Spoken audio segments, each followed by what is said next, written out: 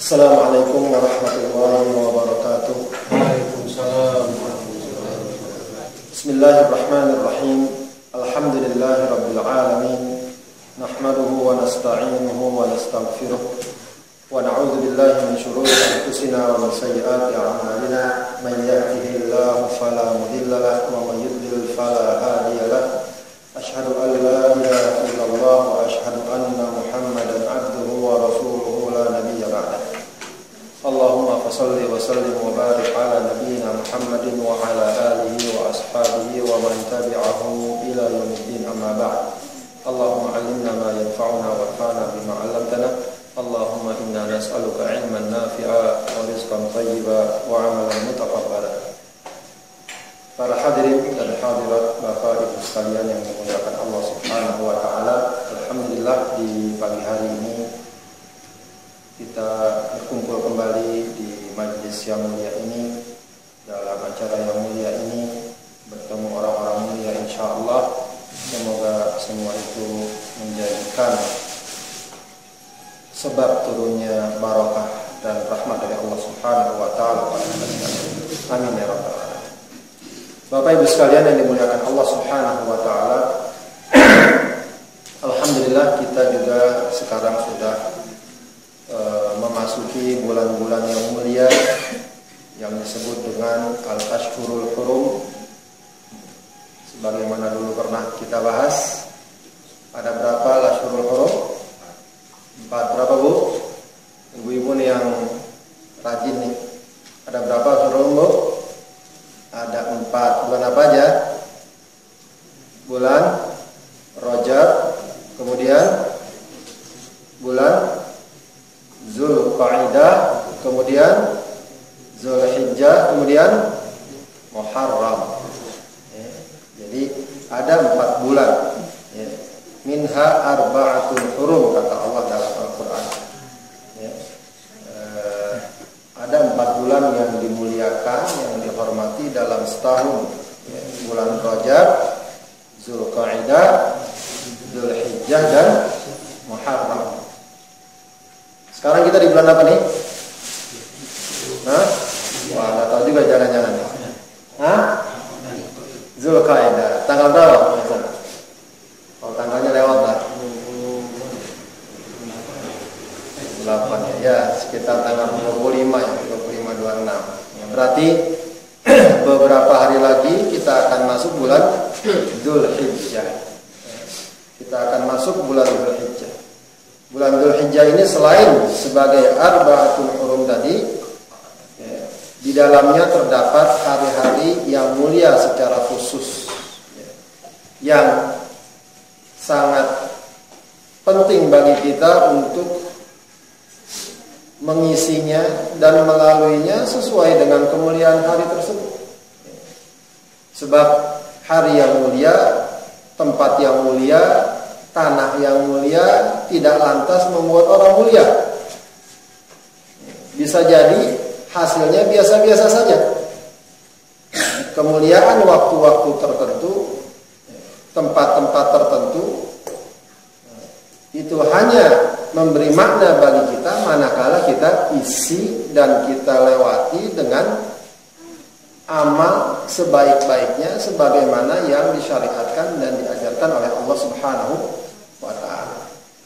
Ya, di antara hari-hari yang mulia yang Allah berikan kepada kita dikenal dengan istilah Ashru Dzulhijjah, yaitu 10 hari pertama bulan Dzulhijjah.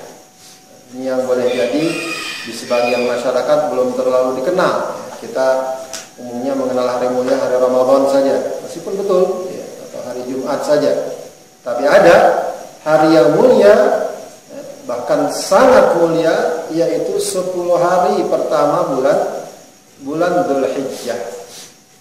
Dan ini lagi-lagi merupakan kesempatan emas bagi kita, di mana waktu-waktu kita yang sesungguhnya hanya sebentar ini ternyata dapat, kalau bahasa Pak Arman itu dapat dikapitalisasi, gitu kan? Mantap ya.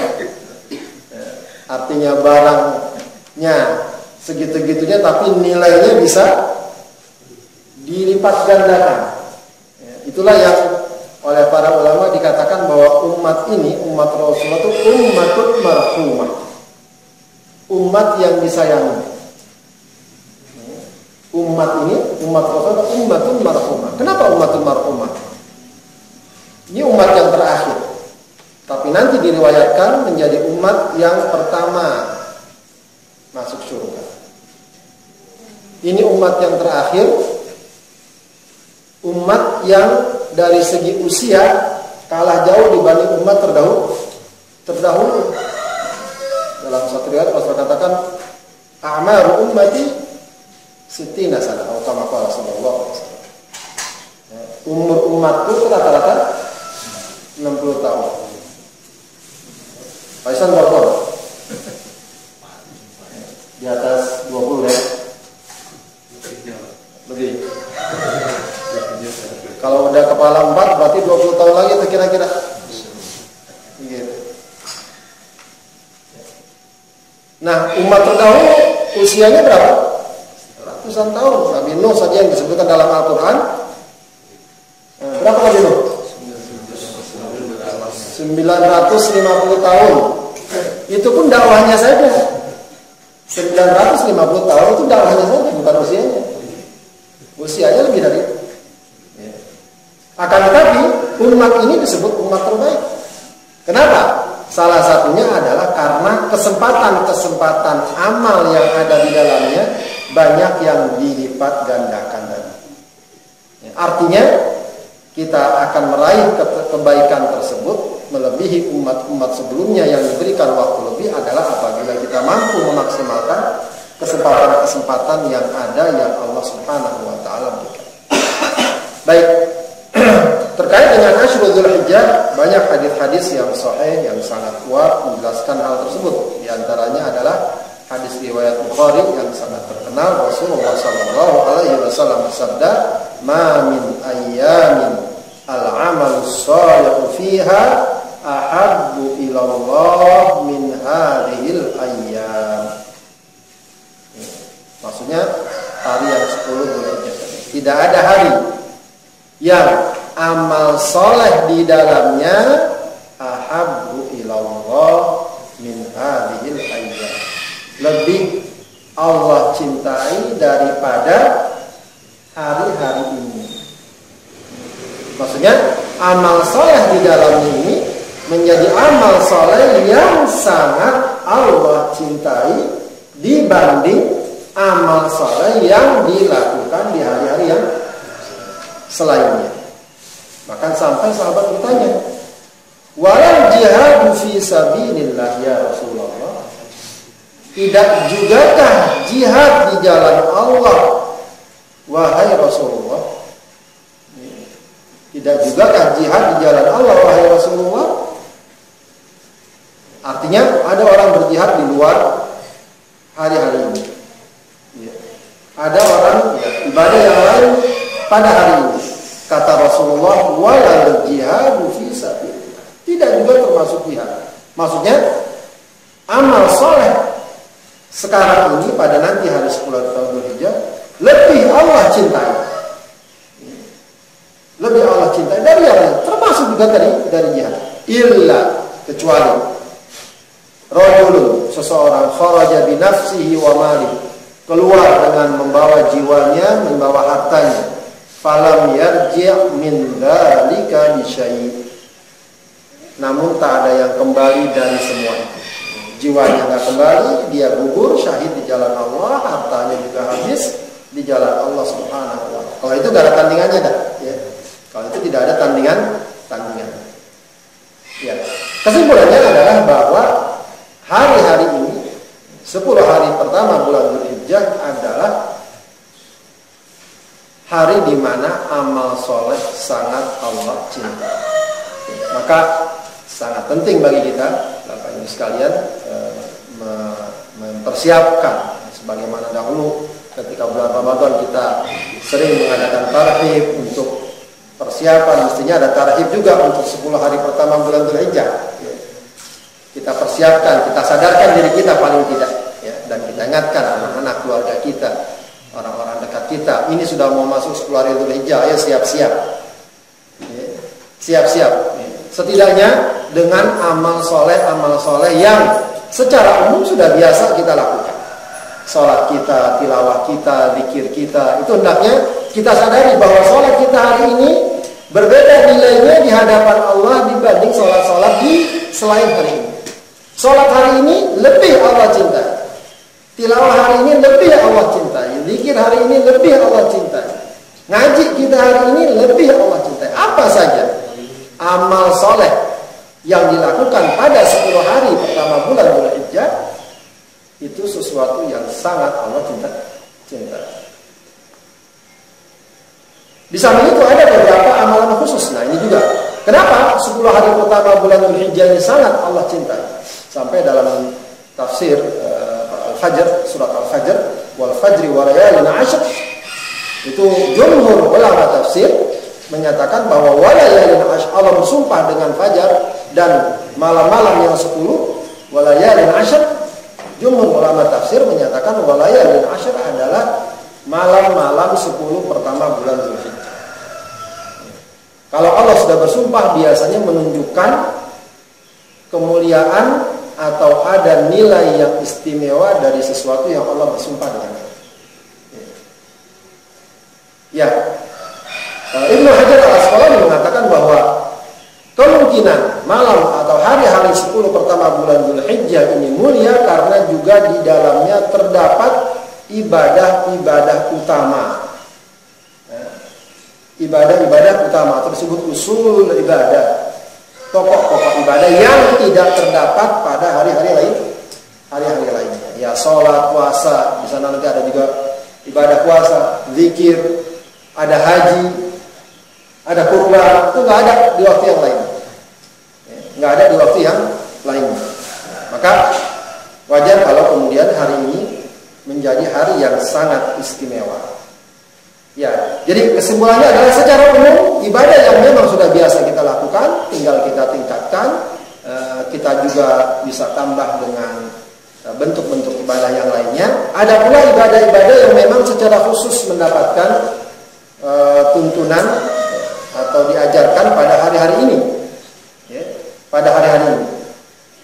Di antaranya adalah memperbanyak membaca tahlil, takbir, dan tahmid. Dalam riwayat Imam Ahmad dalam hadis sahih, Rasulullah sallallahu alaihi wasallam bersabda, "Ma min ayyamin a'zamu wa la ahabbu ila Allah al-'amalu fihinna min hadhihi al-ayyam. Min hadhihi al-ayyam al-'ashr.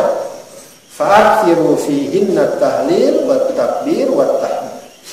Tidak ada hari yang lebih mulia dan lebih Allah cintai amal di dalamnya.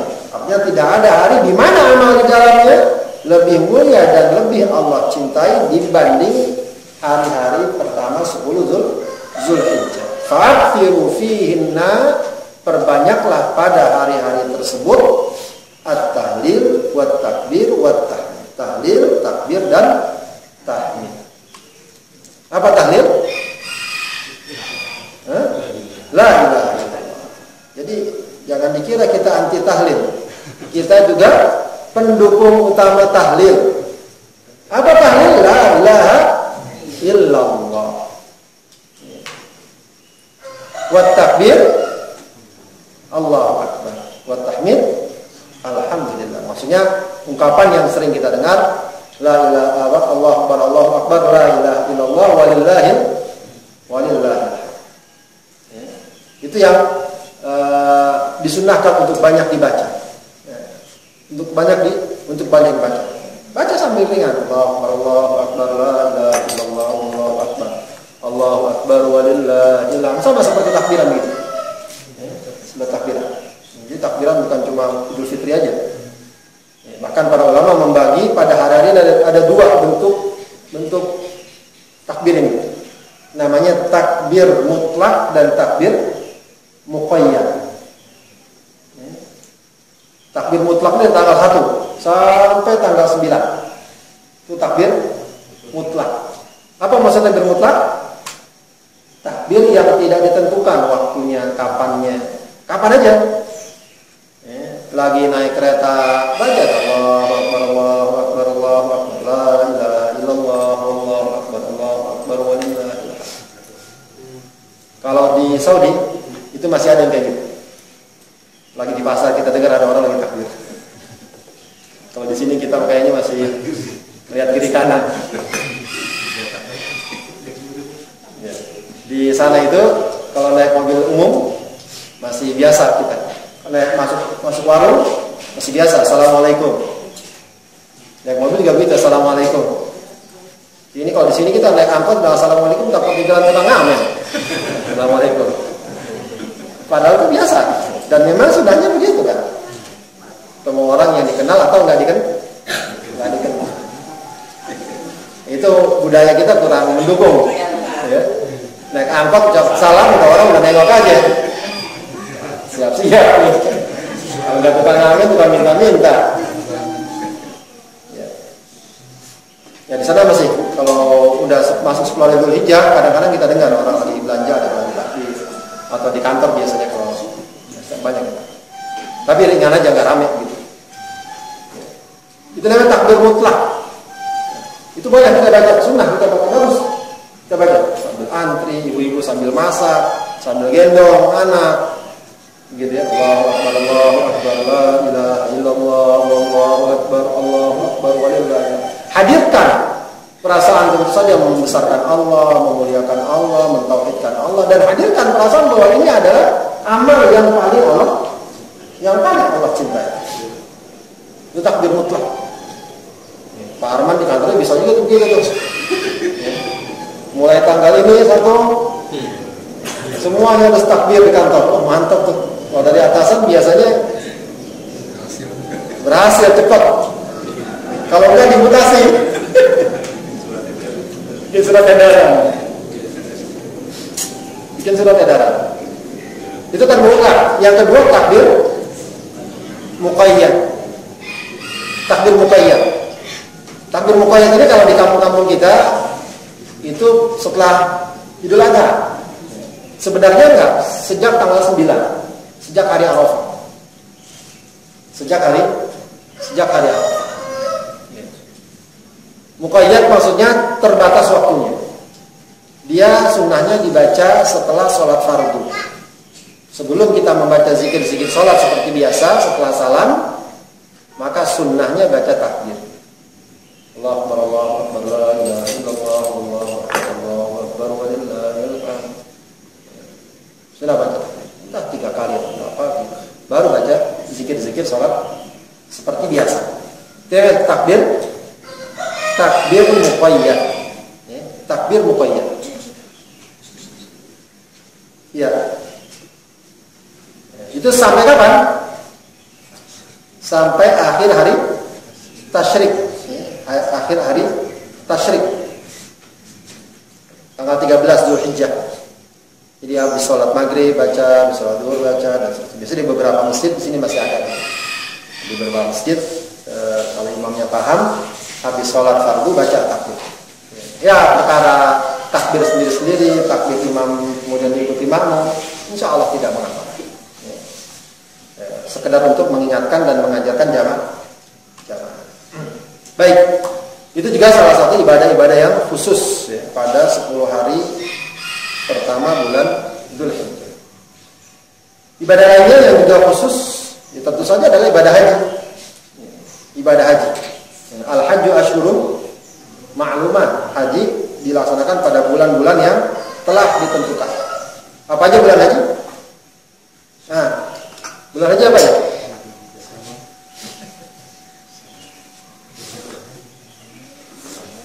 Bulan apa ya? Syawal. Terus? Rabu bener. Syawal, Dzulqa'dah, Dzulhijjah, betul. Bulan haji itu dari bulan Syawal, Dzulqa'dah. Maksudnya apa bulan haji ini? Maksudnya adalah orang mulai ibadah haji sudah boleh dari 3 bulan ini. Bukan berarti boleh wukuf pada bulan Syawal. Ibadah haji boleh mulai dilakukan paling tidak dari bulan Jadi orang boleh niat haji dari sejak bulan Syawal. Ihram untuk haji boleh di bulan Syawal. Begitu. Ya, tentu dengan konsekuensi masing-masing. Akan tapi waktu-waktu tertentu untuk ibadah-ibadah tertentu amalan haji ditetapkan tanggal-tanggal atau hari-hari tertentu. Ya, seperti kapan mabit di Mina, kapan wukuf di Arafah, begitu ya. Kapan melontar jumroh, itu ada hari-harinya. Ya, ada hari-harinya. Tapi juga masih dalam setidaknya di bulan Zulhijjah tersebut. Ya, sekali lagi ibadah khusus di bulan ini adalah ibadah haji, dan ini tentu saja erat kaitannya dengan istita'ah, dengan kemampuan. Ya, sekarang juga istita'ah terkait dengan masalah kuota dan seterusnya. Alhamdulillah, paling tidak bagi yang sudah melaksanakan haji, alhamdulillah. Yang belum dikuatkan lagi tekadnya, azamnya, ya, kemauannya, ya tentu saja juga menabungnya dan lain sebagainya. Hadirkan itu, jangan sampai kita hanya mengandalkan ungkapan tidak mampu. Ya, tidak mampu ya insya Allah tidak mampu mungkin. Akan tapi beda orang yang tidak mampu kemudian dia diam, tidak mampu kemudian dia berusaha. Ya, menghadirkan semangat dan dorongan niat itu tentu akan berbeda. Berbeda pertama dari segi hasilnya, ya, akan mendorongnya untuk bersungguh-sungguh, dan kita lihat berbagai macam kisah. Ada petugas sampah, ya, ada tukang sayur yang nabung dari sejak muda, bahkan ada anak muda yang nabung, begitu ya, anak SMA yang menabung. Artinya itu ada kemauan. Kalau ada kemauan, maka akan Allah berikan jalan. Walladzina jahadu fina lanahdiyannahum subulana. Itu dari satu sisi. Sisi yang lain niat itu juga akan berpahala. Jadi bisa sekali ibu-ibu, bapak-bapak dapat ibadah haji walau akhirnya tidak berangkat kalau niatnya benar. Kalau niatnya benar. Rasulullah katakan orang yang niat sekali untuk berjihad di jalan Allah, dia mati fisabilillah walau mata ala firash. Walaupun mati di atas ranjang. Jadi memang harus dihadirkan. Walaupun akhirnya tidak terlaksana. Sudah kita niat, kita sungguh-sungguh, tidak terlaksana. Kan hadis sudah kita baca di Arba'in Nawawi. Pak Suki hafal hadisnya. Apa hadisnya maksudnya? Hadisnya. Man hamma bihasanatin. Apa Bu? Ibu-ibu udah hafal di Arba'in Nawawi. Tiap bulan menyetor. Man hamma bihasanatin falam ya'malha katabahallahu indahu hasanatan kamilah. Siapa yang hamma, siapa yang inginnya ini udah ingin benar dengan satu perbuatan baik, falam ya'malha, namun dia tidak dapat melaksanakannya. Tidak dapat melaksanakan karena apa ya? Karena halangan ini itu sesuatu yang tidak mungkin dia indah. Katabahallahu indahu hasanatan kamilah. Allah catat di sisinya sebagai satu kebaikan yang sempurna. Kebaikan yang sempurna. Maka niatkan saja haji, hadirkan. Saya juga dulu nggak kebayang bisa pergi haji. Gimana begitu pergi haji? Kuliah, ngajar, ya begitulah maklum ngajar. Tapi ya subhanallah, Allah kasih kesempatan tinggal sendirian. Akhirnya tiap tahun ada aja kesempatan. Artinya kita nggak tahu cara jalan bagaimana orang jadi tembus jadi pembimbing ibadah haji. Alhamdulillah. Ada caranya, kita nggak tahu. Apakah dengan normal biasa di bawah dan lain sebagainya, banyak. Baik. Itu ibadah haji. Ada lagi ibadah lain yang secara khusus disunnahkan untuk kita lakukan adalah ibadah puasa. Nah, ibadah puasa.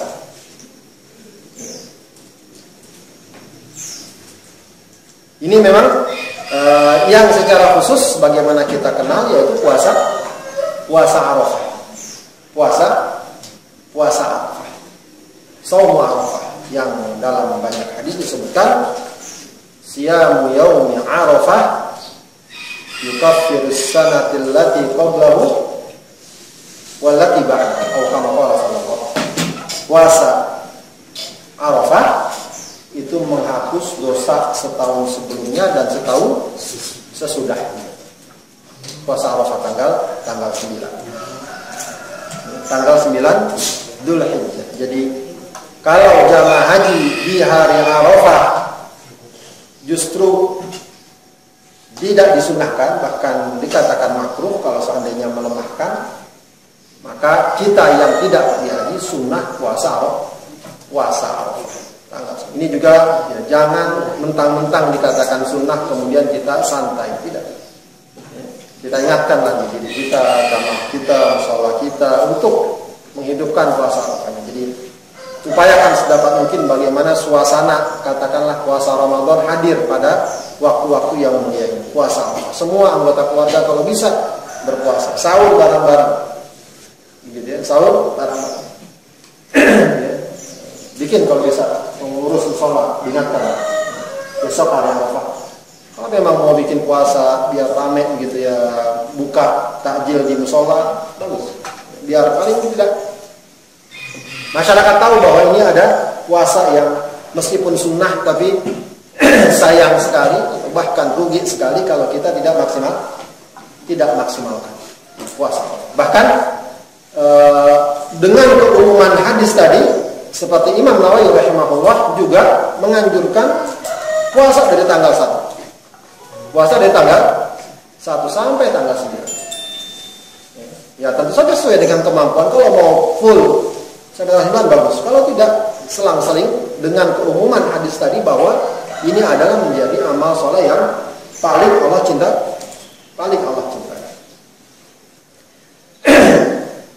Baik, berikutnya lagi adalah berkurban. Berkurban juga termasuk amalan yang khusus dilakukan pada hari-hari ini dan juga sampai pada hari tasyrik tanggal 13. Kurban ini juga adalah sunnah muakkadah. Jadi memang perlu ditegaskan, kurban ini bukan wajib. Sunnah muakkadah. Sunnah tapi juga bukan sekedar sunnah muakkadah. Sangat ditekankan. Artinya sunnah saja biasa sudah sangat layak kita lakukan. Apalagi muakkadah. Ya.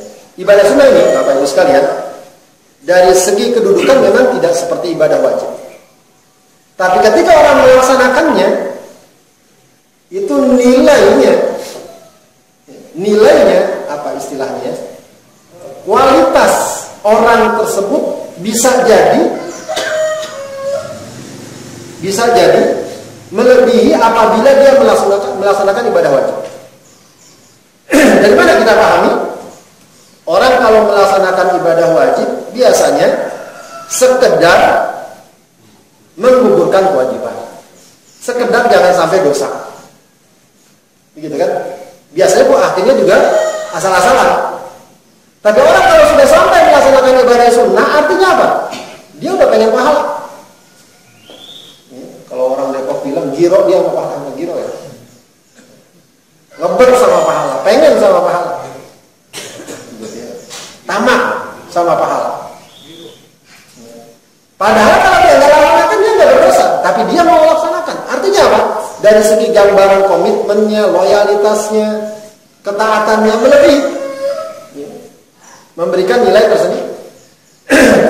Maka ibadah apalagi seperti ibadah kurban yang muakkadah ini juga harus menjadi prioritas kita. Dia adalah sunnah muakkadah dan dilakukan setiap tahun sesuai kemampuan. Kalau dia mampu, jadi jangan dikatakan korban sudah tahun 5 tahun yang lalu, 10 tahun yang lalu, padahal sekarang mampu ya usahakan. Ini bukan masalah haji seumur hidup sekali, gitu ya. Tapi setiap tahun sepanjang dia mampu. Dan bahkan secara khusus memang ada peringatan dari Rasulullah. Man kana lahu sa'a ayyudhi wa lam yudhi fala yaqrabanna musallana. Siapa yang punya kemampuan untuk berkorban tapi tidak berkorban,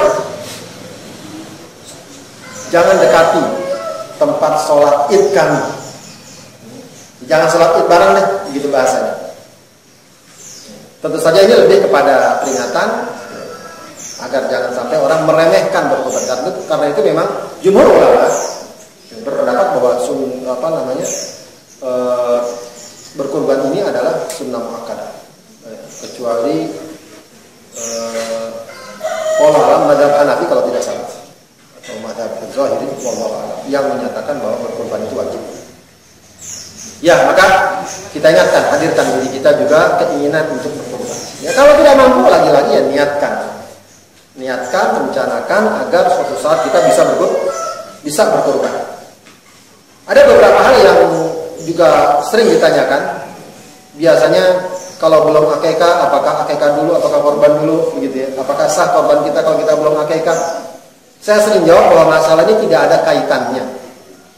Akikah dan korban, meskipun memang dari segi binatang yang disembelih sama, tapi ini ibadah yang satu sama lain tidak berpengaruh. Orang belum akikah dia korban dulu, ya sah korban. Orang akikah belum korban dulu, ya sah akikahnya. Ya, cuma memang sering kita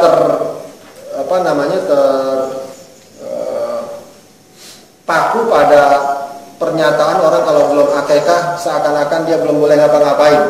Gitu ya. Apalagi udah besar, udah tua gitu, ternyata masih kecil belum diakikahin. Nggak apa-apa juga, nggak ada masalah. Sebab apa? Akikah itu juga sunnah. Akikah juga sunnah. Jumhur ulama mengatakan bahwa akikah hukumnya sunnah. Dan juga akikah itu tuntutannya kepada siapa? Kepada orang tua, bukan kepada kita. Artinya kalau kita waktu kecil lu nggak diakikahin, ya sudah. Boleh jadi orang tua dulu tidak mampu atau belum tahu, dan itu bukan wajib dan tidak ada kaitannya dengan. Meskipun para ulama mengatakan boleh nggak akikah kalau sudah tua begini. Ada yang mengatakan boleh, ada yang mengatakan nggak perlu. Saya lebih senang untuk mengatakan kalau memang sudah tua kemudian belum akikah, kemudian dia pengen korban saja. Sebab korban lebih jelas tuntutannya. Kecuali kalau ini satu buat akikah saya dulu masih kecil, satu lagi buat korban, ya salah juga. Kalau digabung wallahu a'lam. Kalau digabung wallahu a'lam. Jadi itu hal yang mungkin patut kita sedikit pahami. Kemudian yang lain lagi, masalah kurban ini masalah ibadah. Dia pure ibadah. Penghambaan kita pada Allah dengan menyembelih seekor. Makanya masalah menyembelih ini jangan main-main. Hewan yang disembelih walau baca bismillah tapi bukan untuk Allah. Untuk penunggu tempat ini, untuk penunggu tempat ini, wa ma uhilla li ghairillah. Itu masuk dalam kategori hewan yang diharamkan. Qurrimat alaikumul maitatu wad dam wa lahmul khinzir. Ya, bukan itu ya, yang diharamkan bagi kalian darah, bangkai, daging babi, dan juga segala sesuatu yang disembelih selain Allah. Karena masalah menyembelih ini punya nilai ibadah. Nah, kurban ini secara khusus dia adalah ibadah. Dia lebih murni ibadah, pure. Karena itu sunnah memang orang yang berkurban itu kalau bisa dia menyembelih, dia menyembelih langsung. Kalau tidak bisa menyembelih, paling tidak dia hadir saat penyembelihan. Ya, meskipun sekarang banyak kurban ke tempat-tempat lain dikirim, ya tidak masalah itu insya Allah. Tapi memang kalau bisa dia hadir, dia sembelih langsung, itu ibadah. Dan makanya juga kurban ini dia tidak seperti zakat. Banyak orang bertanya, kurban boleh dimakan nggak? Bukan cuma boleh dimakan, sunnahnya boleh dimakan. Sunnahnya dimakan. Kurban itu sunnahnya sebagian dimakan sendiri. Bahkan kalau di Saudi itu kurban di rumah aja turut-turut, sendiri aja di keluarga buat makan-makan segala macam. Jarang yang dibagi-bagi. Ya meskipun bagi kita agak riskan ya. Karena di sana juga mau bagi siapa juga susah juga. Orang udah biasa juga makan kambing. Sebagian dipotong di rumah-rumah aja biasa. Jadi penekanan kurban itu adalah ibadah. Ibadah bukan seperti zakat. Zakat harus dibagikan fakir miskin segala macam. Bahkan daging kurban boleh dibagikan ke orang kaya sekalipun. Tetap tetangga gitu ya, mau miskin mau kaya bagi, tidak masalah.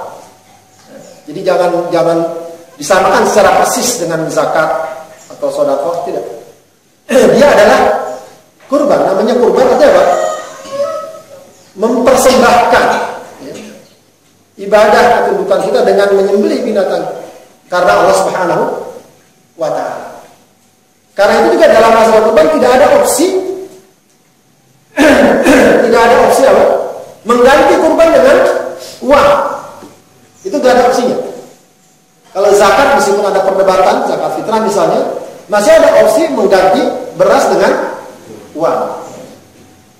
Tergantung perdebatan yang ada di sana. Tapi ada istilah para ulama sejak masa salafus saleh. Ya, karena memang di sana ada maqasidnya, yaitu untuk menyenangkan dan memberikan kecukupan bagi orang miskin di hari raya. Tapi kalau kurban, dia penekanannya adalah ibadah, mempersembahkan, ya, menyerahkan sembelihan kepada Allah Subhanahu wa ta'ala. Maka tidak ada opsi diganti dengan uang. Kalaupun ada, ya biasanya itu pendapat-pendapat yang syadz, yang nyeleneh, yang tidak dikenal dalam pendapat para ulama. Tidak ada dalam kitab-kitab yang mu'tabar opsi misalnya nggak usahlah nyembelih kambing, ganti aja harga kambing berapa, kan lebih jelas lebih real kan. Apalagi orang kita bisa makan kambing takut-takut juga gitu. Udah kebayang aja kolesterolnya, darah tingginya, segala macam, asam urat dan seterusnya.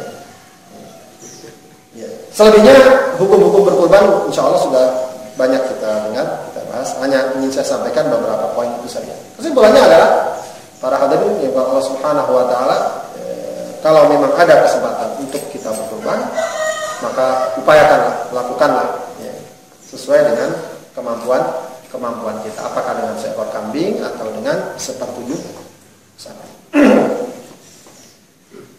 Itu saya kira beberapa hal yang dapat kita kita pahami dari hari-hari yang mulia nanti, yaitu 10 pertama bulan Dzulhijjah. Mudah-mudahan dari sedikit uraian dan penjabaran ini memberikan motivasi bagi kita untuk dapat mempersiapkan diri, dapat mengisi hari-hari tersebut dengan sebaik mungkin. Saya tutup dahulu, barangkali kalau ada pertanyaan kita bisa diskusikan. Assalamualaikum warahmatullahi wabarakatuh. Silakan Bapak Ibu yang mau bertanya seputar 10 hari pertama, 10 hari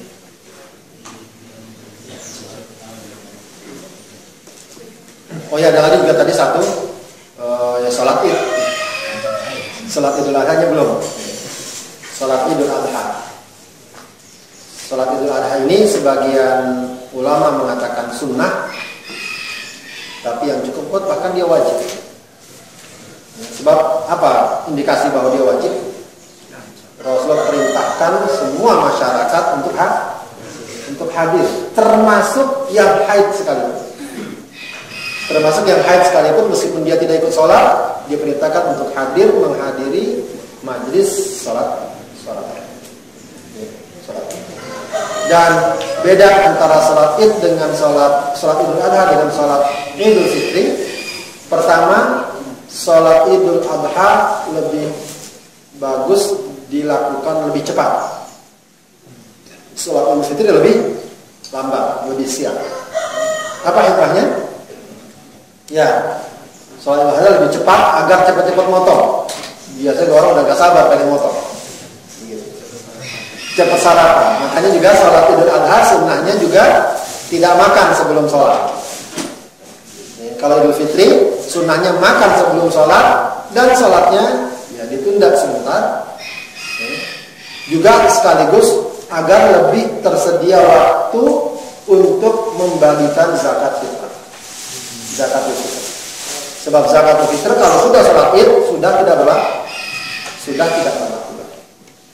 Selebihnya pelaksanaannya sama.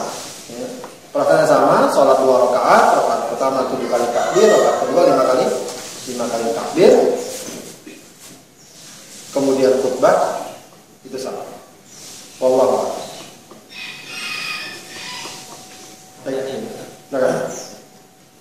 Biasanya kalau Zulhijjah ini muncul perdebatan tentang puasa Arafah karena perbedaan waktu antara di Saudi dengan di sini,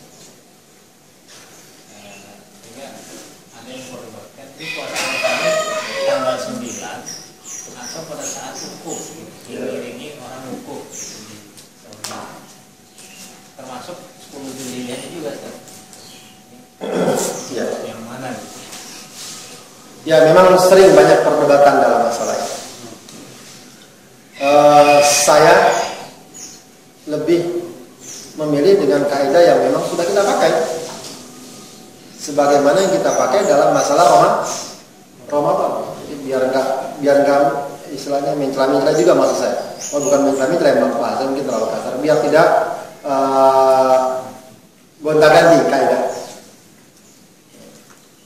Kaidah Ramadan yang dipakai dan kita pakai dan umumnya dipakai oleh dunia Islam adalah sumu liru'yati wa aftiru liru'yati, atau sumu yauma tasumu wa aftiru yauma yuftiru. Berpuasalah kamu karena ru'yah, melihat ru'yah di tempatnya masing-masing, dan berbukalah atau berlebaranlah karena ru'yah, melihat ru'yah. Lihat ru'yah. Artinya sesuai dengan madhab yang sekarang umumnya dipakai oleh para ulama. Memang ada 2 madhab ya. Yang satu adalah madhab wihdatul mathalib. Wihdatul mathalib itu artinya adalah di mana saja daerah yang melihat ru'yah Ramadan atau sekarang Dzulhijjah, maka semua daerah yang mendengar dan mengetahuinya ikut daerah tersebut. Itu namanya wihdatul mathalib. Bahasanya istilahnya global, ru'yah global. Ru'yah global. Itu memang sebenarnya kuat pendapatnya. Cuma penerapannya secara praktis nggak gampang sekarang.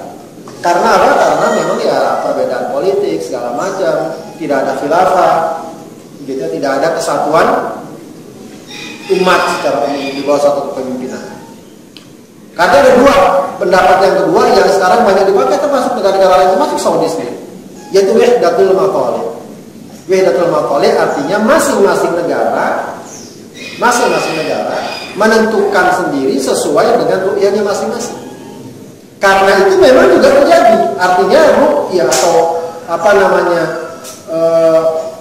hilal di satu tempat beda dengan hilal tempat lain. Artinya boleh jadi di tempat kelihatan, di tempat lain tidak terlihat.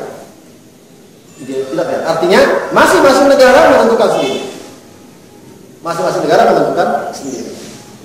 Itu yang kemudian dikaitkan dengan tadi sumu yauma tasumu wa aftiru yauma, puasalah pada saat kamu berpuasa semuanya sekitar kamu, dan berbukalah dan berlebaranlah bisa bersama-sama dengan orang-orang yang berlebaran sekitar kamu. Jadi pada masalah Zulhijjah ini sama seperti Ramadan. Perhatikan saja ketetapan pemerintah terkait dengan kapan Zulhijjah dimulai. Itu juga biasa lewat Riyadhul Hilal. Cuma memang tidak seramai Ramadan. Dan disitulah kita mengambil patokan. Walaupun berbeda dengan waktu wukuf di Arafah. Ya memang kadang-kadang orang terpengaruh juga. Ini kan puasa Arafah, mestinya sama dengan hari Arafah. Ya itu ada 2 kemungkinan. Sama juga, mungkin juga sama ya, dengan hari Arafah, karena kita harus ikut dengan Arafah sekarang wukuf. Tapi juga mungkin juga beda.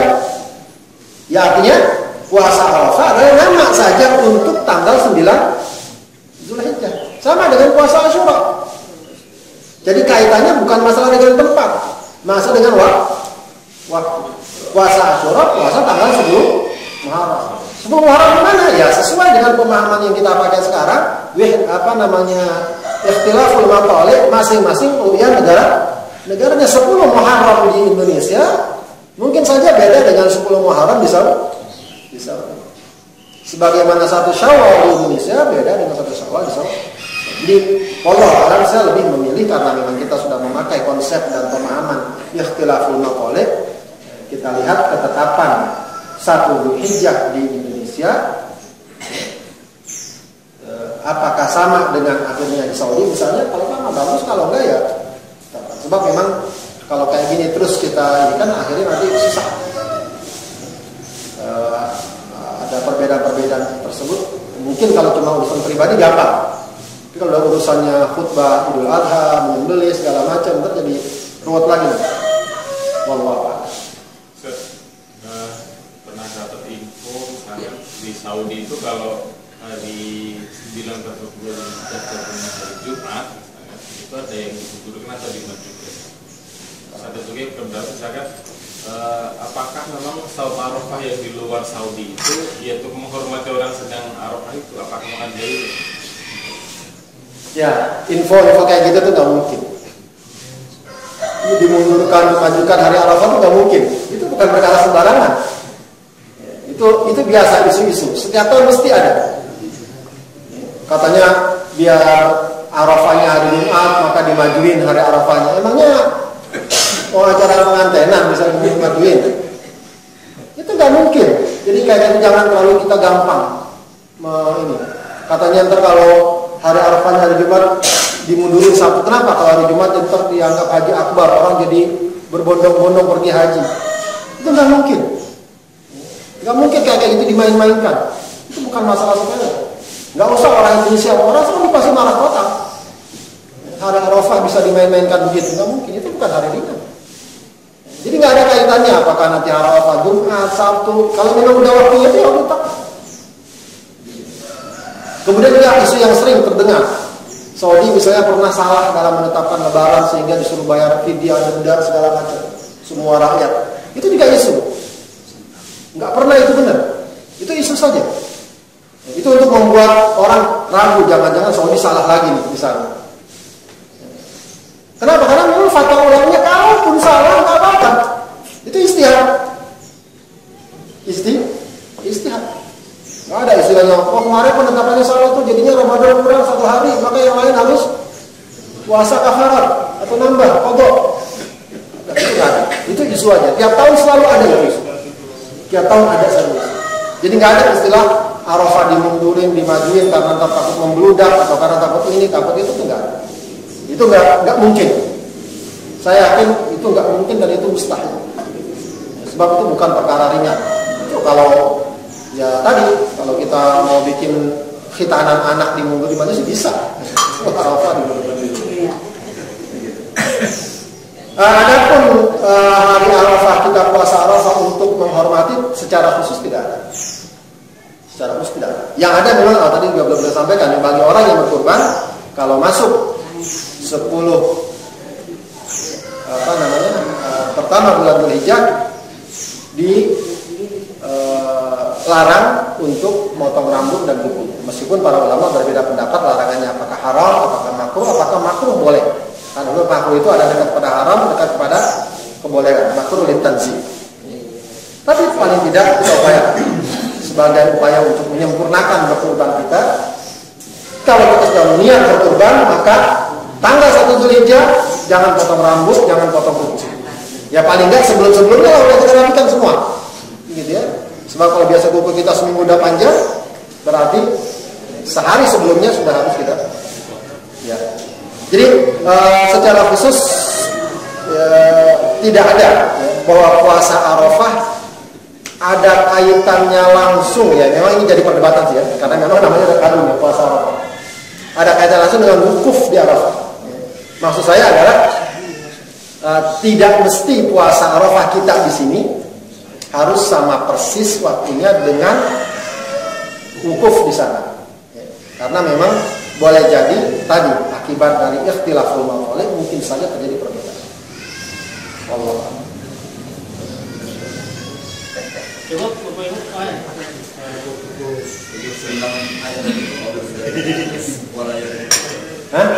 hari sebelum hari yang pertama itu 10 malam kan disebutnya 10 malam Ya. Adapun ibadah tentang tidak potong kuku, tidak potong rambut, itu yang khusus-khusus itu kan semuanya ada di siang. Kalau orang Jawa bilang kan nggak nyambung gitu. Itu biasanya istilah hari atau malam itu include. Jadi satu hari maksudnya. Cuma kadang-kadang disebutkan malam, wallahualam biasanya ada si maknanya. Akan tapi itu maksudnya 10 hari 10 malam. Artinya kalau di Arab itu malam itu artinya satu hari satu malam. Iya, itu kayak gitu. sehari itu artinya sehari dari siang. Iya, malam itu maksudnya.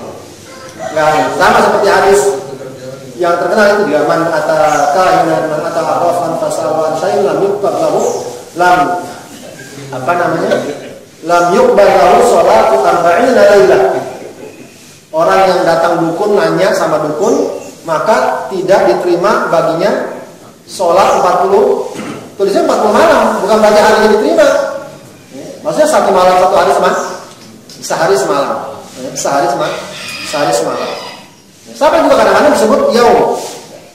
Yaum bukan berarti siangnya doang, malamnya enggak. Itu maksud sehari semalam. Wallahu a'lam.